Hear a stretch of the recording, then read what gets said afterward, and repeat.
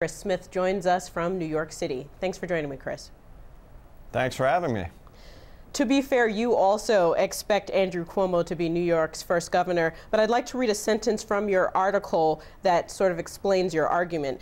Cuomo is missing out on the opportunity to address the pervasive anxiety in New York's electorate and make a principled emotional connection with the politically disaffected. Where did he go wrong? What did you mean by that? Well, he's run a very conventional, ultra-conservative, not in a political sense, but in a strategic sense, kind of campaign. He's played it safe in plain terms, and that's smart. He's got a lot of money. He's broadly popular from his years as Attorney General. He has a weak opponent who's dug himself numerous holes. So to win in the race for governor, he's played it safe. He's stayed out of the gutter. He's issued position papers. He hasn't made any mistakes. So he will win at the ballot box, but he could have used this campaign to lay the foundations better for how he will govern or try to govern when he gets to Albany in January. And yeah, the headline's a little provocative saying he lost. It's a lost opportunity, I think, to have got out and met with more people around the state in unstructured formats, whether that's town halls or other discussions, running a broader, longer ad campaign if he wanted to control the message completely, explaining some of the ideas for getting the budget in order, for reducing services and probably reducing jobs, you know, while not inflicting severe pain across the state. And the other thing I've tried to do, I hope, in the column is that Carl Palladino has obviously dominated the headlines, dominated the airtime for the past month or so. But to look beyond that a little bit to see if we've learned anything about Andrew Cuomo during the course of the campaign. And I think we've learned two things: that he's an extraordinarily risk-averse politician, that he won't take chances unless forced to take chances, and that it's surprisingly easy to rattle him, that when he doesn't have complete control. Well, I wanted to ask you a little bit about the fact that you say and mention in your article that he gets rattled when he is unable to be in control of a situation.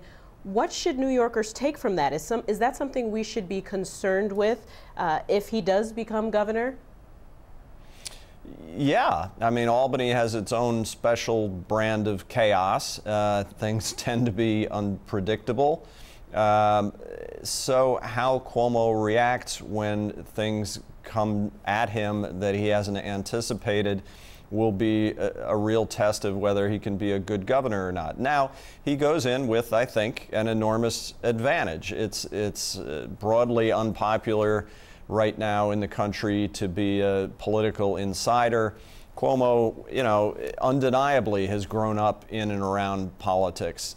And I think that's going to be an advantage, that he knows everybody in Albany. He knows where the bodies are buried. He thinks which buttons to push. And he should come in with a pretty sizable win, you know, big double-digit figure win. But hey, Eliot Spitzer won by 40 points, and we know how that turned out once he got to Albany. Right. Now, just staying on that vein, this military-level secrecy that you mentioned in your article and that we, as the press, are seeing coming from the Andrew Cuomo campaign, what can we take from that also? Will we see the transparency that so many people would like to see in Albany, given that Andrew Cuomo has been so secretive during this campaign? Everything has been so calculated.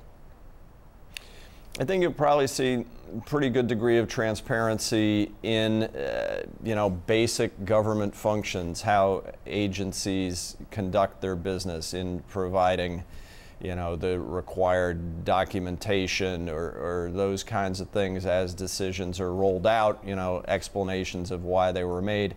But if his recent history, especially in the Attorney General's office for almost 4 years and now running this campaign, If that teaches us much, it's that Cuomo trusts a very tight circle of advisors, that he's not somebody who hashes out ideas or decisions in public, that he's going to do everything possible behind the scenes to make sure things are lined up just the way he wants them. And yeah, I mean, he will give maybe a few more interviews than he has during the campaign.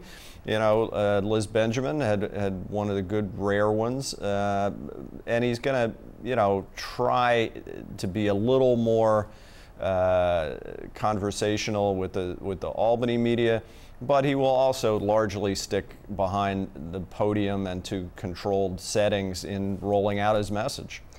How do you think his previous attempt at running for governor, the failed attempt, and his running for other offices has sort of influenced or colored this campaign that we're in right now? To a great degree, yeah. I mean, it's become sort of the conventional wisdom narrative that he bailed out in the 2001-2002 campaign, when he couldn't really get any traction against the leading candidate and then Democratic nominee, Carl McCall, that he was badly bruised by the criticism from the black political establishment, Democratic black political establishment in the state. That time around, that he spent many years and genuinely, getting to know people better, mending fences with folks in and around the state. And so he's been very careful, I think, to not anger some of those same constituencies this time around.